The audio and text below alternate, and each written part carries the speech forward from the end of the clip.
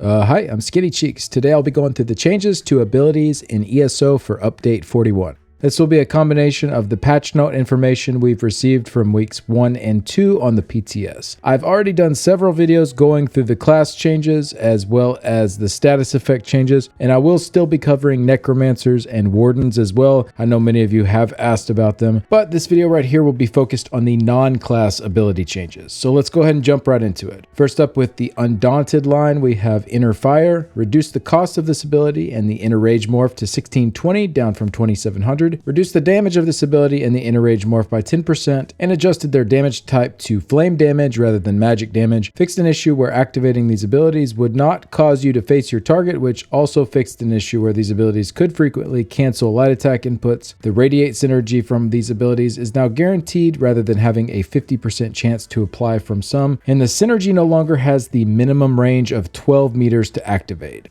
So right off the bat, already a handful of really good changes to this skill. The reduced cost will make this easier to sustain for tanks. Flame damage is a preferable damage type to magic damage, as sometimes tanks are in charge of sets like Incratus or Elemental Catalyst, which require flame damage to activate their set effects. That weird 50% condition is now gone. I always found that strange for a synergy type of ability, so that's a nice improvement that it's just guaranteed now. And the awkward range requirement is now gone as well, allowing it to be activated reliably throughout an encounter. So overall, really good changes so far. Let's get into the morphs now. Inner Beast increased the damage of this morph by 80%, making it equal to other ranged spammable attacks. This morph now applies minor vulnerability and minor maim to the target rather than a unique damage taken from the caster debuff. So in organized group play, these two debuffs will already be sourced. You aren't really getting anything extra out of this skill here, but for solo, this could be useful, or if you're looking to tank a random dungeon in a DPS setup or something like that, still providing a couple of debuffs with your taunt there. Nothing nearly as good as Frost Clench or Pierce Armor, but at least there's something attached to Inner Beast that gives it some group utility, and you can gain a skill slot if you want to use it as your main spammable. Maybe for PvP this could be an interesting range spammable too, I'm not really sure. It does have some okay debuffs tied to it though. It's an interesting idea. I don't really see myself using this much. The other morph, however, Inner Rage, this morph now allows up to 3 allies to activate the Radiate synergy rather than causing it to be guaranteed, since it's now always guaranteed. So this is actually quite a large buff here. The Radiate synergy is pretty nice. It just always had that weird range requirement, so it wasn't super reliable. Well, now they've removed that requirement, and for every cast of this, you get 3 of those synergies available to your team. And since synergies scale with the damage of the person who activates them rather than the person who applies the synergy, this is going to add in a pretty good little bit of extra DPS having the tank run it. Synergies have a 20-second cooldown, so for 12-person trials, I think it will probably be beneficial to have the tank casting this at least 3 times within each 20-second window to give all of the DPS a chance to activate it. And it's a cheap cast now as well, so you don't really have to worry about draining your resources. Overall, I'm a bit undecided on the Inner Beast morph, but everything else about the changes I really like a lot.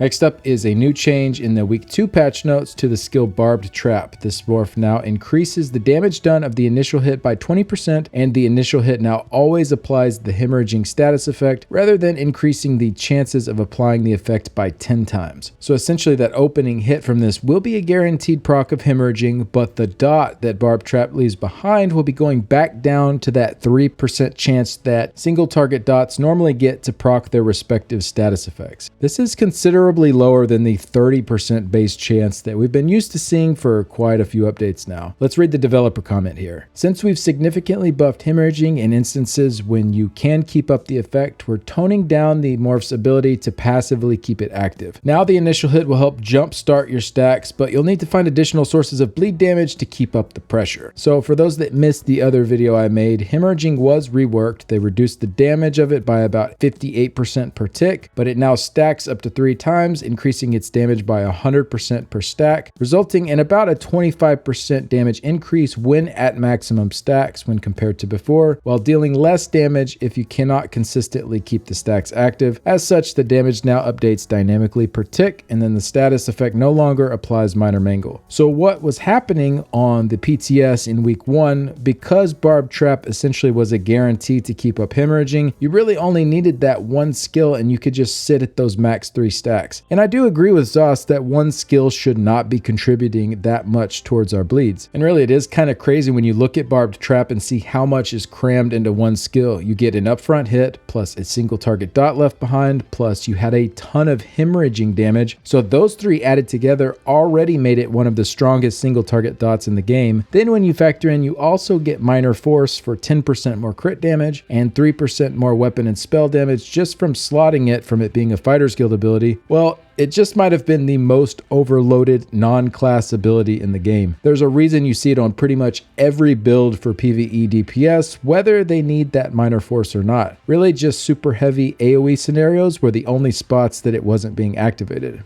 So I do agree with the change to the ability. I think that it makes sense. The part that doesn't vibe super well is this, plus their new change to hemorrhaging to be a very weak dot at only one stack. This means that the hemorrhaging ticks you do get are going to be very low, meaning the overall damage from Barbed Trap and hemorrhaging is going to be pretty low. So this will end up as a significant drop in damage for most of the setups in the game. I think only Wardens will really be able to keep up hemorrhaging reliably enough to sit at those 3 stacks, but even they will be losing a lot of ticks that they've been getting from Barbed Trap, so their damage should be going down a little bit too. Goavs has already done a Magplar parse on the PTS, and he actually had more than just Barbed Trap going. He had Carve going as well, and you can see the hemorrhaging damage is absolutely pitiful now, under 1,000 DPS from it. And again, that is with both Carve and Barbed Trap going. So in their developer comment, they said you'll need to find additional sources of bleed damage to keep up the pressure. The question is, what additional sources?